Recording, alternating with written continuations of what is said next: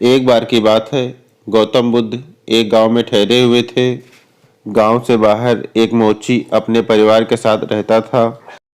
उस मोची के घर के बाहर एक तालाब था। एक दिन रोज की तरह मोची तालाब से पानी लेने गया। वहां उसने तालाब में एक सुंदर अद्भुत पुष्प देखा। वह पुष्प देखने में बहुत सुंदर था और चमत्कारी भी लग रहा था। मोची ने तुरंत अपनी पत्नी को बुलाया और वह पुष्प उसे दिखाया। मोची की पत्नी आध्यात्मिक और धार्मिक महिला थी।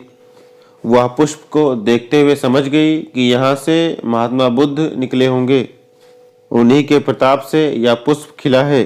पुष्प को चमत्कारिक मानकर मोची ने एक योजना बनाई और इस योजना के बारे में उसने अपनी पत्नी को बताया कि वह यह पुष्प राजा को देगा और ढेर सारी स्वर्ण मुद्राएं लेगा। उसकी पत्नी ने भी सोचा कि यह पुष्प उसके किसी काम का नहीं है।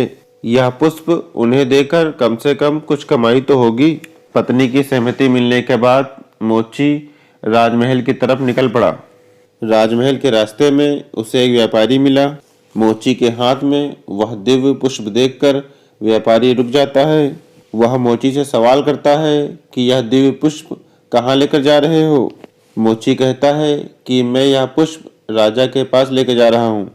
इस पुष्प को मैं राजा को भेंट देकर मुंह मांगा इनाम लूंगा। व्यापारी ने मोची को प्रस्ताव दिया कि तुम यह पुष्प मुझे दे दो, मैं तुम्हें बदले में 100 स्वर्ण मुद्राएं दूंगा। मोची सोच में पड़ गया। तब मोची ने सोचा, जब यह इस पुष्प के 100 स्वर्ण मुद्राएं दे रहा है तो राजा तो इससे कहीं अधिक देगा। यही सोचकर उसने व्यापारी को पुष्प देने से मना कर दिया। वह आगे बढ़ा ही था कि कुछ दूर चलने के बाद राजा सामने से आते हुए नजर आए। राजा गौतम बुद्ध के दर्शन के लिए जा रहे थे। राजा भी मोची के हाथ में वह दिव्य पुष्प देखकर अचंभित हो गए। राजा ने मोची को पुष्प के बदले 1000 स्वर्ण मुद्राएं देने को कहा। यह सुनकर मोची के मन में एक अजीब सी चेतना उत्पन्न हुई और वह राजा को वह पुष्प न देकर दौड़ा सीधे महात्मा बुद्ध के पास जाकर पहुंचा। महात्मा बुद्ध मोची को देखकर अचंभे में पड़ गए। महात्मा बुद्ध ने मोची से पूछा तो मोची ने अपनी सारी बातें महात्मा बुद्ध को बताई।